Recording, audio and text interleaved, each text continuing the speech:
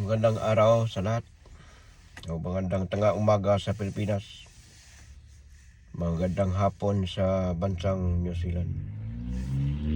Today is Sunday, 7 of June 2026. So, meron na akong isi-share sa inyo na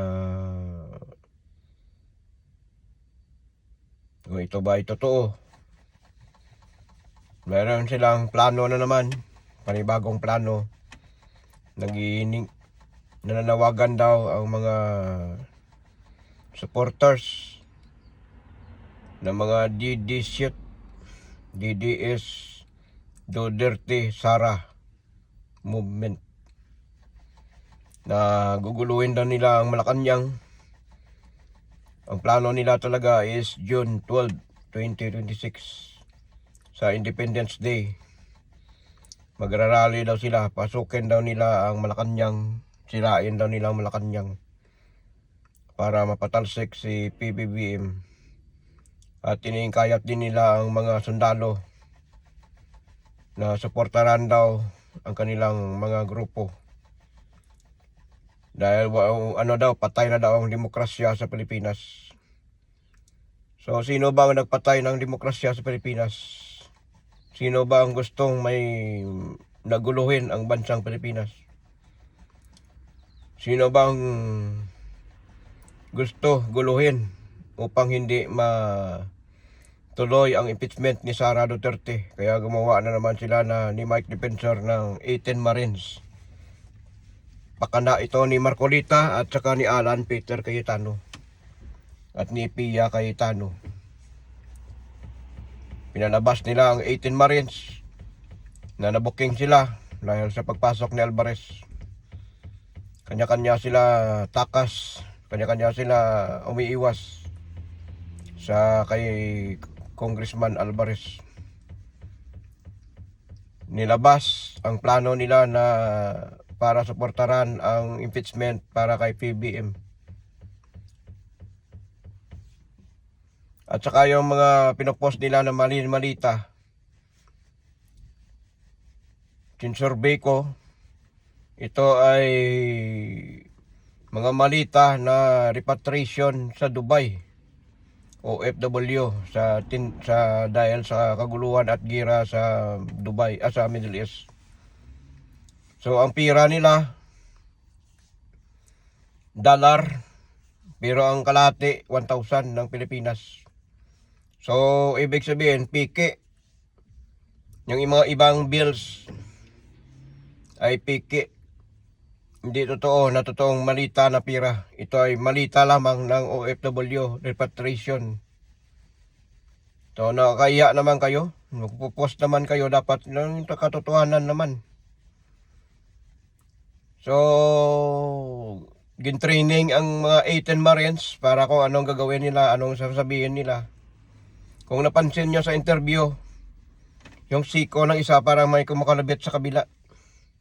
At tumitingin pa kung anong ibig sabihin niya, anong sasabihin niya. Scripted ang lahat ng mga 18 Marines na pinapakita sa Senado. Nakakaya naman kayo, gagawin nyo naman ng gagawin nyo naman, mangbudol naman kayo sa mga kapwa Pilipino eh. Ang naniniwala sa inyo, mga DDS lang naman, di ba? Ako dating sumusuporta ako ay Tatay Digong. Pero nalaman kong katotohanan, ako ay nag-withdraw sa suporta sa kay Digong sa pagtanggap nila ng mga money drug war, pagprotekta kay Kibuloy, pagprotekta kay Atong Ang. Dahil ang mahalaga kay Digong ay pira. Kaya na-implement ang isabong. So sa pagkawala ng isabong, biglang nag-stop dahil maraming nawala ng mga sabongiro. Si Kibuloy hindi mahuli-huli noon dahil ang protector si Digong. Sino nagpa-implement na mag-mayor? Si Bamban Tarlac, si Alice Go. sino ang nagpapasok ng mga Chinese para magpatayo ng pugo. Ngayon, giniba ni PBM lahat. Ang nangyaring mga flood control project, ghost project, ay nangyari nasa panahon ni Digong. Na imbestigahan lang ito dahil nalaman ni PBM ang mga sumbong ng mga tao na walang project na natapos. So sa panahon ito ni Digong. Kaya ganon sila, galit na galit ang mga Duterte sa kay PBM. Dahil ang gusto na ni Digong, nung pumunta si Digong sa Malacanang, na wag na paimbestigahan ang Parmali. At saka dapat suportaran daw ang China, maging kaalyado sa China. So ayaw ni PBM na maging tuta tayo ng China. Dahil alam ni PBM kung ano ang gusto ng mga Chinese. So ang mga nangyaring mga project na gumuho ng mga tulay, ito ay matulay na mga standard, substandard na mga project sa panahon ito ni Digong. Yan ang mga project na yan ay hindi sa panahon ni PBM. So yan ang mga project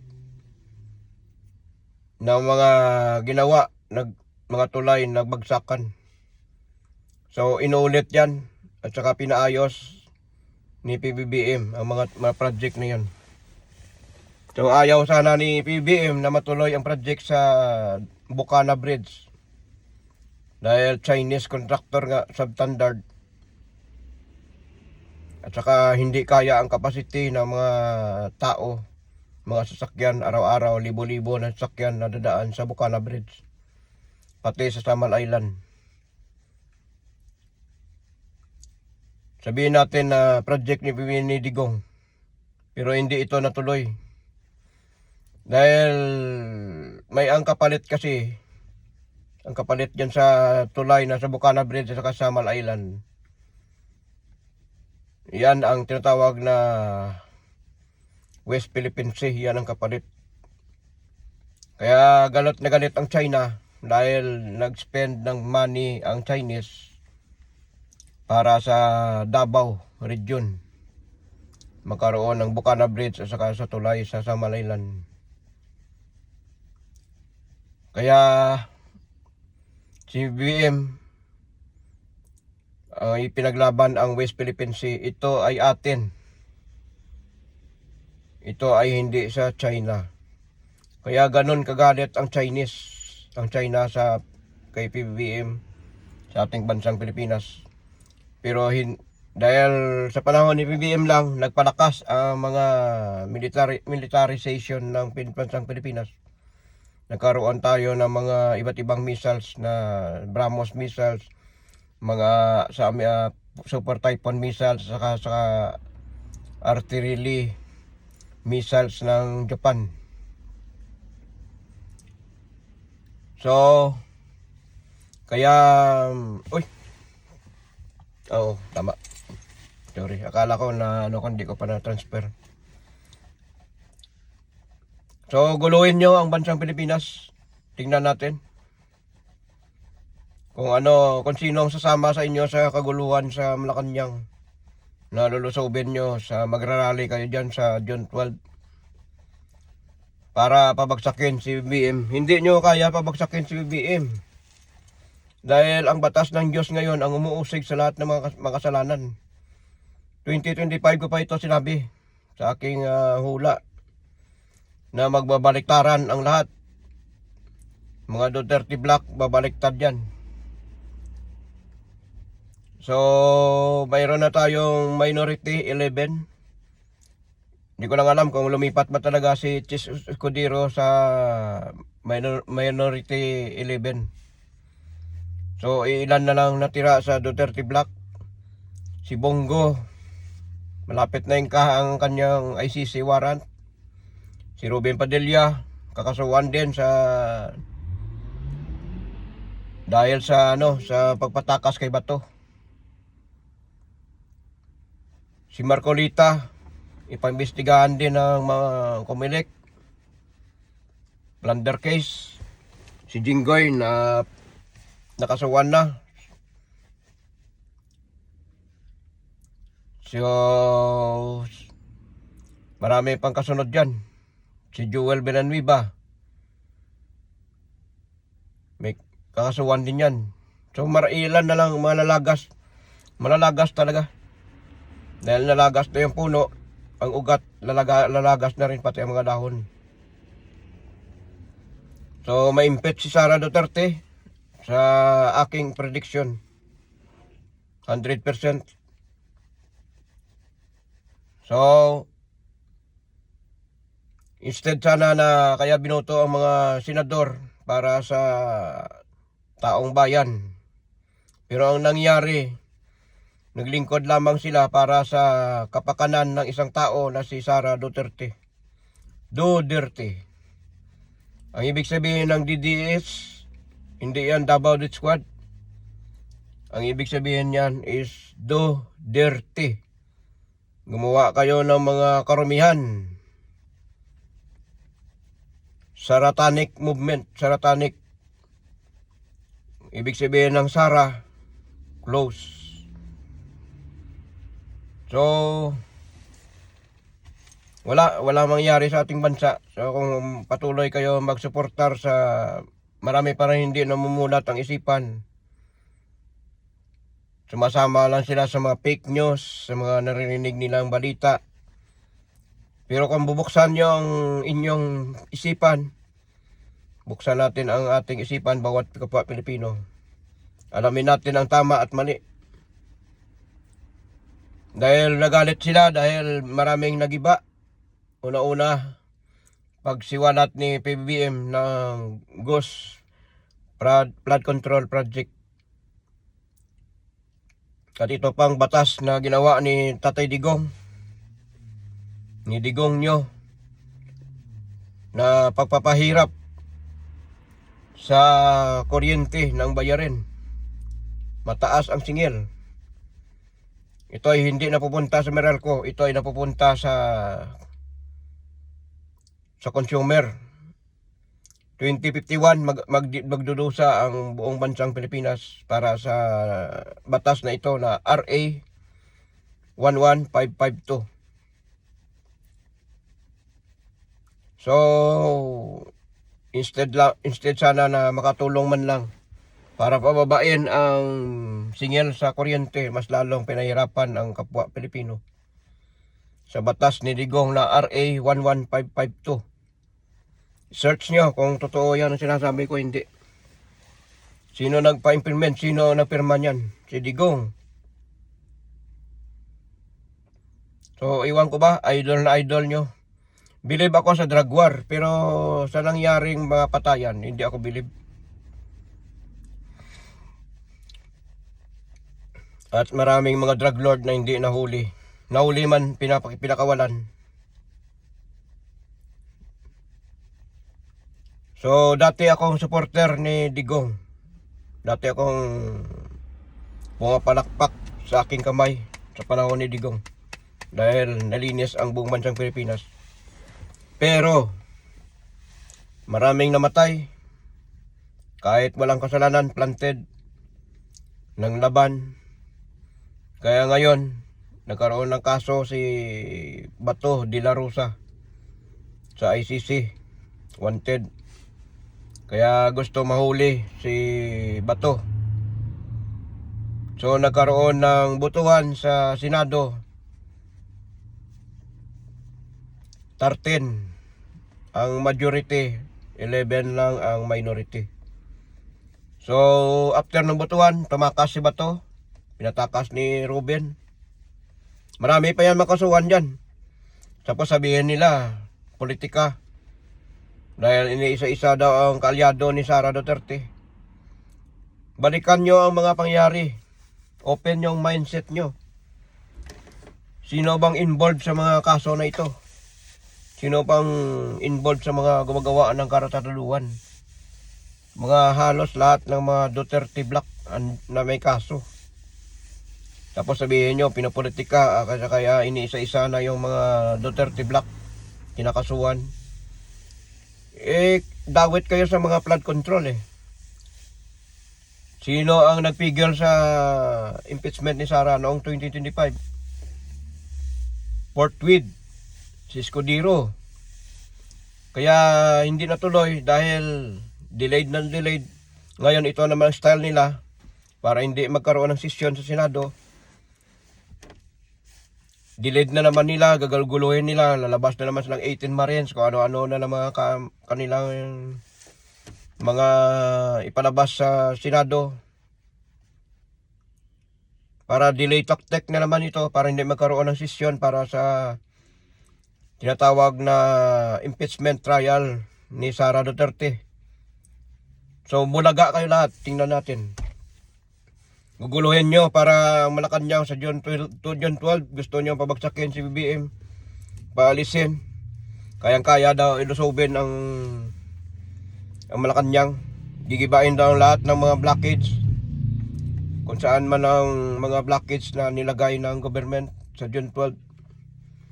So subukan nyo ang sirain, guluhin. Magkakaroon ng martial law. Tapos sabihin nyo, higpitan na ng Malacanang para magkakaroon ng extension ang ating Pangulong PBM. So maganda dapat yan, maganda dyan maglalaban ulit. Sara versus PBBM. Eleksyon ulit, pero walang makisali. Ano lang, Sara versus BBM lang. So, tino ba talaga ang matibay, sino ang mananalo? Maraming gusto kay BBM kaysa kay Sara. Sabi daw nila, kaya nanalo daw si BBM dahil sa kay Sara Duterte. Balikan natin, sino ang nanghiram ng boto sa panahon ni PBM, ni Digong? Di ba kinausap nila si Amy Marcos para suportaran si Tatay Digong para manalo, makuha ang boto sa Luzon. So, excuse me, medyo hindi maganda aking kalusugan kasi dahil sa malamig ng panahon sa New Zealand.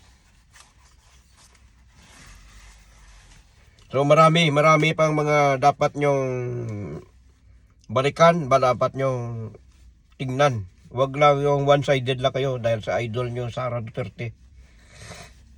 Hindi ko sinisiraan yung idol nyo, pero ako galit ako sa mga gumagawa ng kamalian.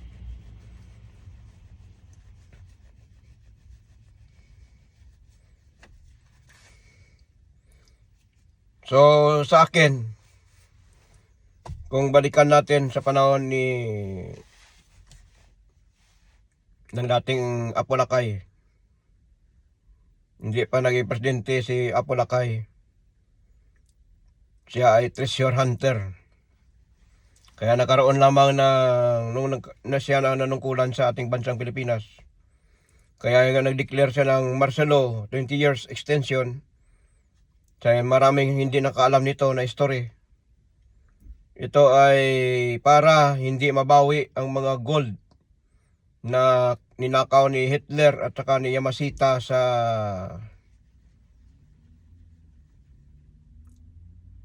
nagkaroon ng World War I and II. So pati ang Vatican gusto nila lusubin, pero nakiusap ang lahat ng mga hari sa Vatican na huwag niyong guluhin ang sagrado na lugar. Ito ay Vatican. So hindi nila pinasok. Kaya ang mga gold na ito na ninakaw ni Yamashita at saka ni Hitler sa iba't ibang bansa, ibinaon sa mga Italiano ito. Ibinaon nila sa bansang Pilipinas nung nagkaroon na ng World War II. So, ito hindi pa presidente Apo Lakay noon. Ito ay alam ni Marcos kung saan nakabaon. Kaya ito ay kinuha ni Marcos ng dating ama at pinatunaw ito at tinatakan ng Republic of the Philippines. So sabi na binigyan sila ng 10 years o 15 years na hanapin ang kanilang gold sa bansang Pilipinas. Ay wala na silang nakita kasi tinunaw na, iba na yung tatak. So, para ito sa ating bansang Pilipinas. Pero hindi ito sinabi ni Marcos sa buong bansang Pilipinas dahil ayaw niya malaman ng mga taong bayan na itong mga gold na ito ay gold reserve ng bansang Pilipinas dahil magkakagulo. At ito pa, kaya hindi siniwalat ito sa publiko dahil ang Amerika ay nakabantay sa bansang Pilipinas. Kaya ang gusto sana ni President Ferdinand Marcos na gawin Asian dollar ang bansang Pilipinas. Natulugan ng Amerika. Kaya naghanap sila ng tao na pabagsakin si dating Pangulong Ferdinand Ferdinand Marcos Sr. Dahil kapag ginawa ito ng Pilipinas, ang susundan na pira sa buong mundo ay piso currency, hindi yung US dollar. Kaya ito, gumawa sila ng isyo, guluhin ang buong bansang Pilipinas, paawayan ang buong Pilipino. Nagkaroon ng civil war, kaya nag-declare ng martial law. Pero ang totoong layunin talaga, 1986, tapos na yung 10 years extension sa pagganap ng mga gold ng Italiano sa bansang Pilipinas.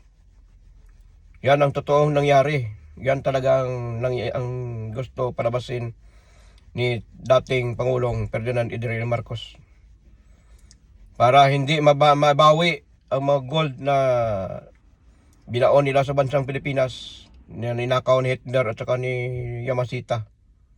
At bukod pa dyan, yung mga gold na galing sa Vatican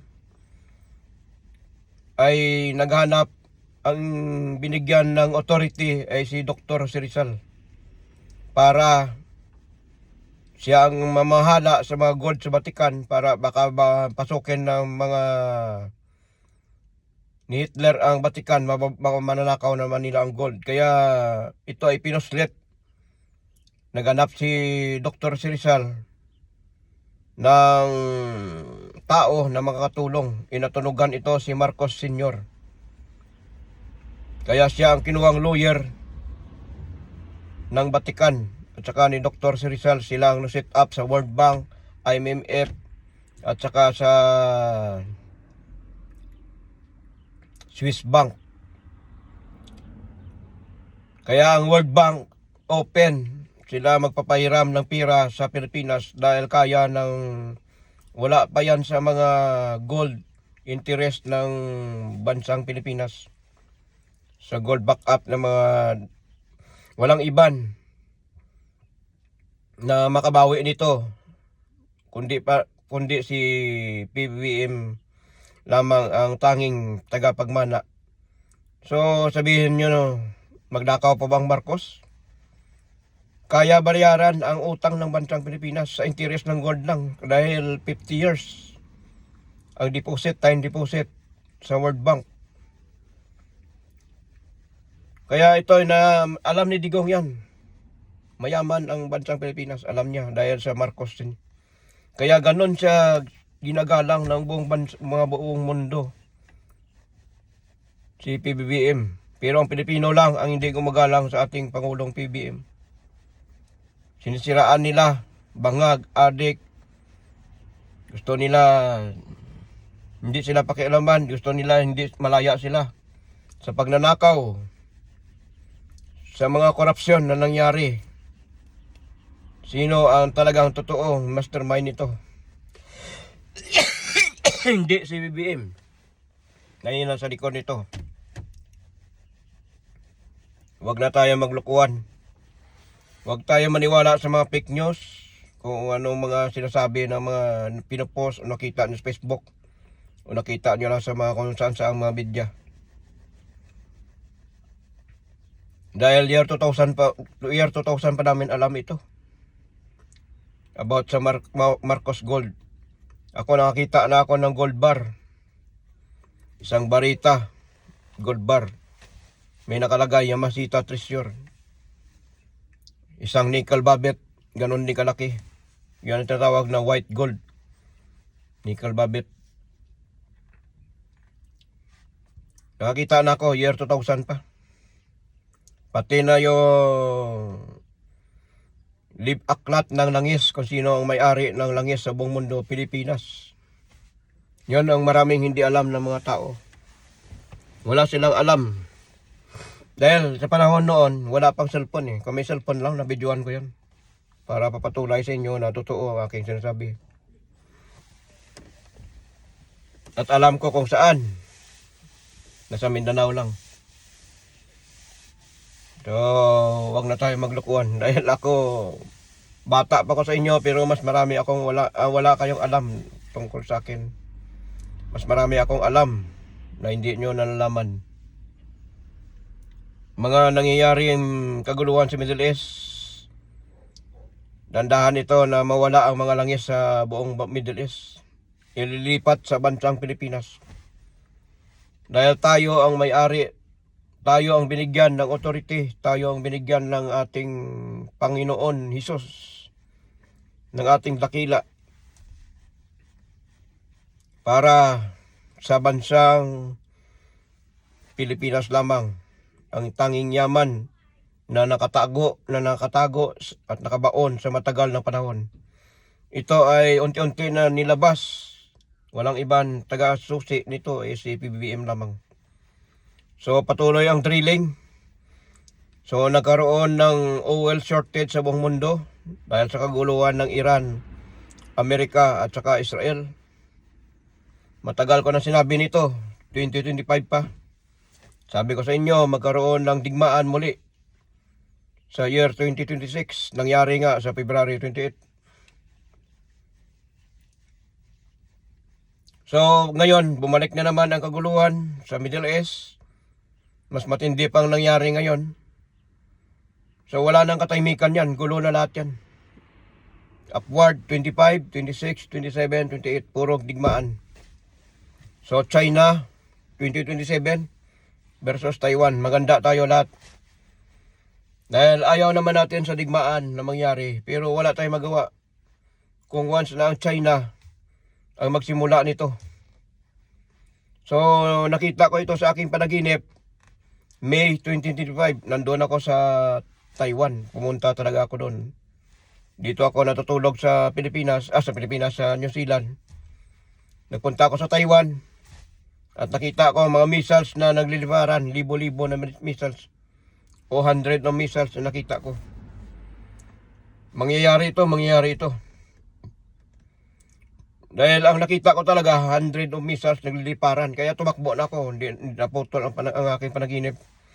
Nung tumalon ako sa isang bangin para maligtas ako sa nagliparang missiles. Hindi natuloy ang aking panaginip. Ang aking nakita doon na maraming missiles ang nagpunta sa Japan. Sa Pilipinas, mayroon din. Kaya mangyari ito. Wala pa akong panaginip na hindi nagkatotoo. Kung balikan ko ang aking mga panaginip, ang panaginip ko na sinabi ko na magkaroon ng mayroong lindol na mangyari sa karagatan sa Pacific Ocean. Nangyari ito sa Kamchatka, Russia. 8.8 8.0. Hindi ko na alam, nakalimutan ko na. So nangyari talaga. Nagkaroon ng tsunami sa Japan. So marami pa ako mga panaginip, mga panaginip. Kung balikan ko pa mga year 2000 pa, marami pa akong sasabihin, marami pa akong isasawalat. So tingnan ko muna kung tapos na yung labahan ko, sandali lang. I'll be back. Sabi nga ni MacArthur, I shall return in the Philippines. So, wait for a minute. Titingnan ko muna, labahan ko kung tapos na. Back. So, kaya alam ni Digong yon na mayaman talaga ang mga Marcos. Dahil sa mga gold na yon. Nakiusap noon si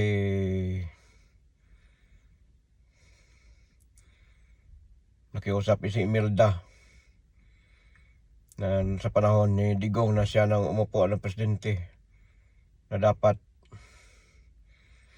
tulungan siya na mabawi ang mga tanging yaman ng mga Marcos sa iba't ibang bansa.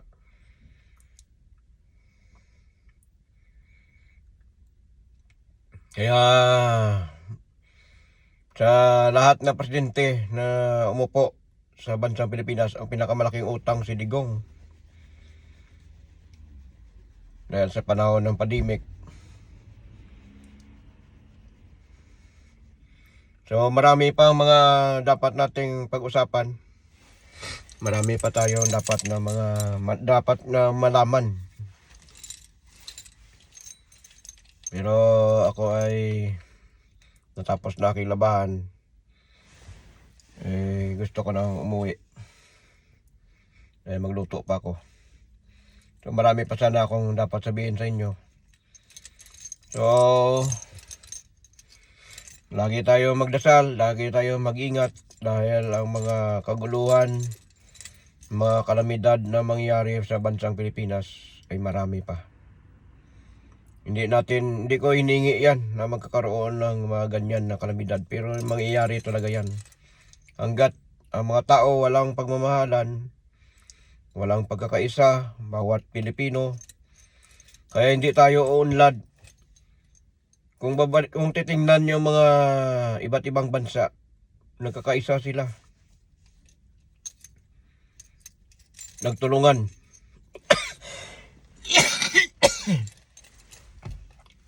Kaya tayo kapwa Pilipino, mayaman ang bansang Pilipinas. Ang problema, ang namumuno sa atin, mga kurakot. Kung sino ang namumuno, kung sino ang upo ng presidente, siraan. Kung sino ang gumagawa ng maganda sa Pilipinas, siraan. Kaya wala nangyayari sa ating bansa dahil sa atin, mga kapwa Pilipino, inggit, siraan, walang pagmamahalan, walang pagkakaisa. Kaya maraming mga nangyayari na mga kaguluhan, mga kalamidad, lindol, bagyo, baha, sunog, tsunami, mga bulkan na nagkaputukan, basta marami pa. Kaya hindi tayo uunlad dahil palit tayo ng liderato.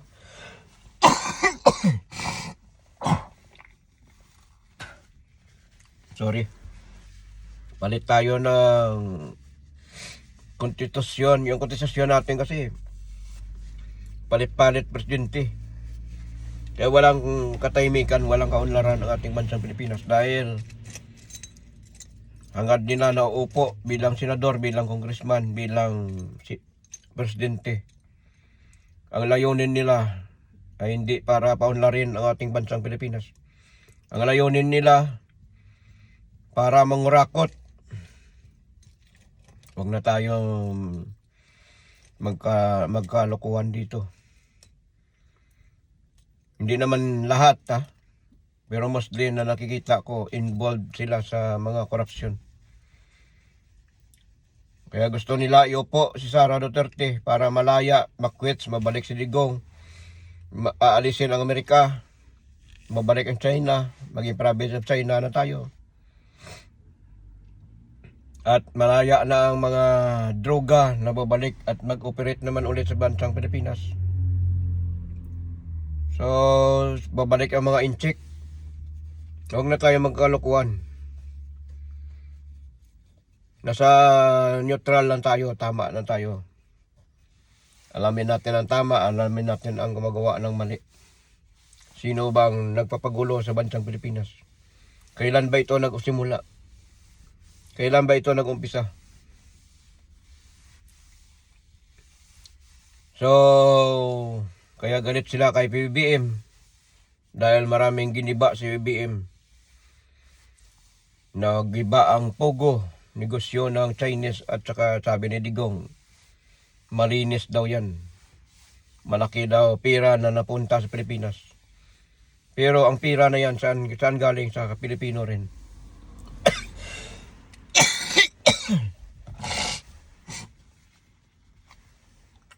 Puro kalukuhan lang. So, maraming salamat. At marami pa sana ako sasabihin sa inyo, pero hindi ko na ito matatapusin. Doon na ako mag-video sa bahay para at least andun na ako. So, comment na kayo kung may ma-comment kayo. At marami akong sasabihin sa inyo. So, sino sumama sa June 12 para daw lusobin ang Malacanang, subukan nyo para makikita nyo kung paano ang resulta. Kung papalit ng presidente si Sara Duterte ang iupo nyo, malaya na ninyo magagawa ang inyong gusto. Sabihin nyo naman, pinopolitika, iniisa-isa ang mga lahat ng mga supporters ng Duterte. Kayo ang magulo, mga Duterte Black. Kayo ang magulo, ang mga DDS, Davao Death Squad, sinasabi nila. Pero para sa akin, ang meaning ng DDS, Duterte, gawa ng karumihan, Saratanic Movement. Sila lang magulo eh. Hindi yung President PBBM. Si PBBM nagtatrabaho kahit wala siyang Vice President.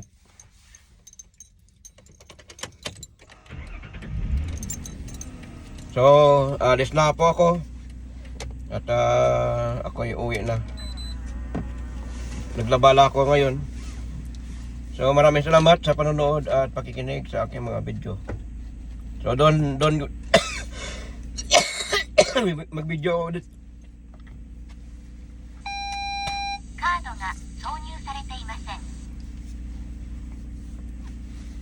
Doon na ako mag-video sa bahay kasi para at least. So, pasensya na mga ilang araw na ako hindi naka-video kasi busy sa trabaho at saka madilim. Alas 5, wala nang araw eh, madilim talaga. Pero ngayon, oras ngayon 3:14, may araw pa. Mabilis na kasi magdilim kasi taglamig na.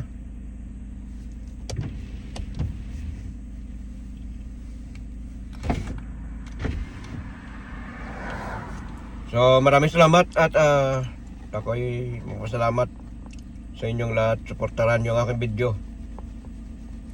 So, balikan nyo mga video ko. Marami kong video na aking pinopost. Year 2025 pa yun. So, God bless sa inyong lahat at maraming salamat. Bye. Thank you. Have a nice day.